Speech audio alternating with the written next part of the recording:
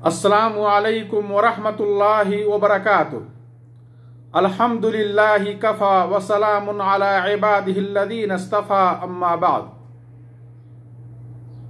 مشاہدین کرام، ماہ رمضان کا تقریباً 2/3 حصہ گزر چکا ہے، آخری عشرہ داخل ہو رہا ہے۔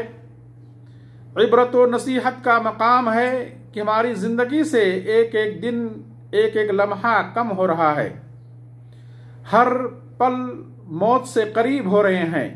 نہیں معلوم کہ دوبارہ ماہ رمضان نصیب ہوگا، دوبارہ شب قدر نصیب ہوگی یا نہیں۔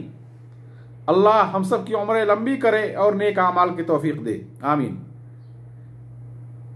ناظرین کرام، نبی صلی اللہ علیہ وسلم مغفور ہونے کے باوجود سب سے زیادہ ماہ رمضان میں عبادات کیا کرتے تھے، پھر اس میں بھی سب سے زیادہ آخری عشرے میں عبادات اور اعمال صالحہ کا اہتمام کیا کرتے تھے، کیونکہ آخری عشرے میں ایک رات ایسی ہے جو انتہائی قدر و منزلت والی ہے، جسے اللہ نے لیلۃ القدر یعنی قدر و منزلت کی رات کا نام دیا ہے۔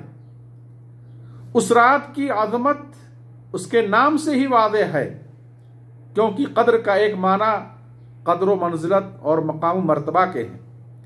مقام، اعلیٰ مقام والی رات، اعلیٰ مرتبے والی رات، قدر و منزلت والی رات، رمضان کے آخری عشرے کی طاق راتوں میں 21ویں، 23ویں، 25ویں، 27ویں، 29ویں، ان راتوں میں سے کوئی ایک رات شب قدر ہے۔ ان ساری راتوں میں عبادات کر کے شب قدر حاصل کرنے کی کوشش کی جائے۔ نبی صلی اللہ علیہ وسلم کا فرمان ہے، رمضان کے آخری عشرے یعنی آخری 10 دنوں کی طاق راتوں میں شب قدر تلاش کرو۔ اسے امام بخاری نے روایت کی ہے۔ اللہ نے اس رات کی تعین نہیں کی، یہ علم بندوں سے پوشیدہ رکھا تاکہ اسے پانے کے لیے پورے عشرے میں محنت کی جائے۔ حدیث ہے، الاعمال بالخواتیم، اعمال کا دار و مدار خاتمے پر ہے۔ اسے امام بخاری نے روایت کی ہے۔ برادران اسلام، شب قدر اللہ کی جانب سے ایک عظیم عطیہ ہے، نعمت ہے، تحفہ ہے، امت محمدیہ پر اللہ کا ایک احسان عظیم ہے، اللہ کی وسیع رحمت کا پیغامبر ہے۔ قرآن جیسی بابرکت کتاب اس رات نازل ہوئی، اور لوح محفوظ سے آسمانی دنیا کی طرف یک بارگی پورا قرآن شب قدر میں نازل ہوا۔ اللہ فرماتا ہے، انا انزلناہ فی لیلۃ القدر، ہم نے اس قرآن کو شب قدر میں نازل کیا۔ شہر رمضان الذی انزل فیہ القرآن، رمضان کے مہینے میں قرآن نازل کیا گیا۔ معلوم ہوا شب قدر رمضان کے مہینے میں ہے۔ ابن عباس رضی اللہ عنہما سے روایت ہے کہ قرآن یک بارگی لیلۃ القدر میں آسمانی دنیا کی طرف نازل ہوا، پھر اس کے بعد وہاں سے 20 سال 23 سال میں تھوڑا تھوڑا کر کے نازل ہوتا رہا۔ شب قدر ایک بابرکت رات ہے۔ اللہ فرماتا ہے، انا انزلناہ فی لیلۃ مبارکہ، ہم نے اس قرآن کو ایک مبارک رات میں نازل کیا ہے۔ سورہ دخان آیت نمبر 4۔ یہاں اشارہ ہے کہ شب قدر میں سب سے افضل عمل تلاوت قرآن ہے۔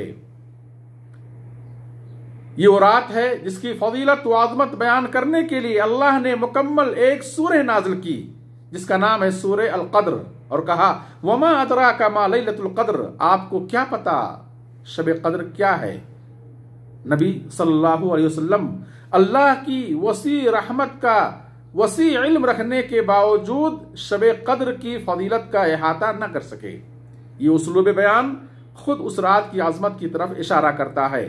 لیلۃ القدر خیر من 1000 شہر، شب قدر 1000 مہینے سے زیادہ بہتر ہے، جو کہ 83 سال 4 ماہ بنتے ہیں۔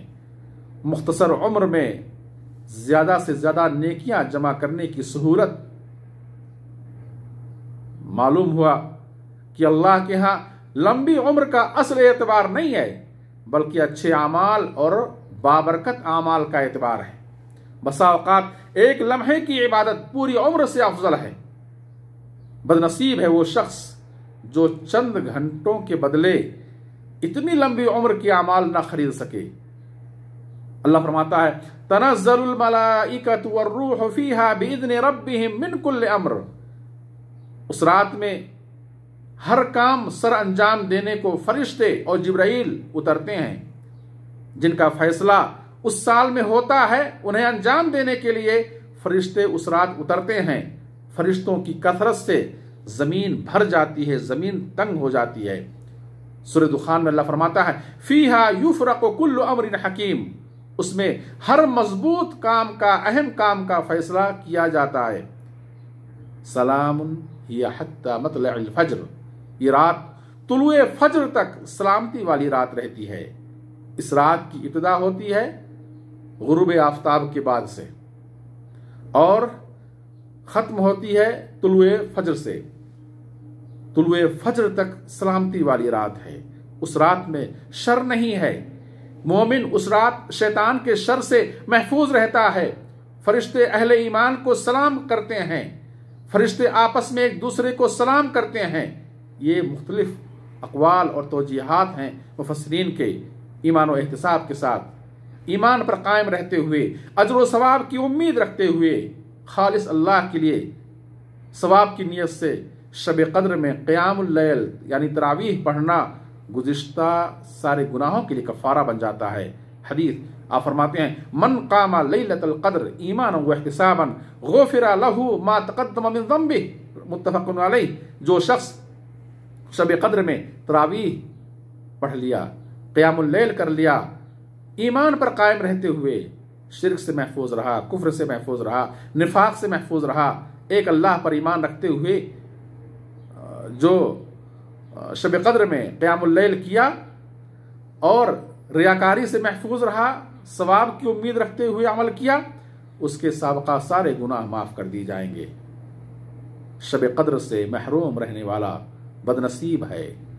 अनस बिन मालिक रज़ियल्लाहु अन्हु से रिवायत है कि एक बार रमज़ान आया तो रसूलुल्लाह सल्लल्लाहु अलैहि वसल्लम ने फरमाया ये मुबारक महीना तुम पर साया फगन हुआ है, उसमें एक रात ऐसी है जो 1000 महीनों से बेहतर है।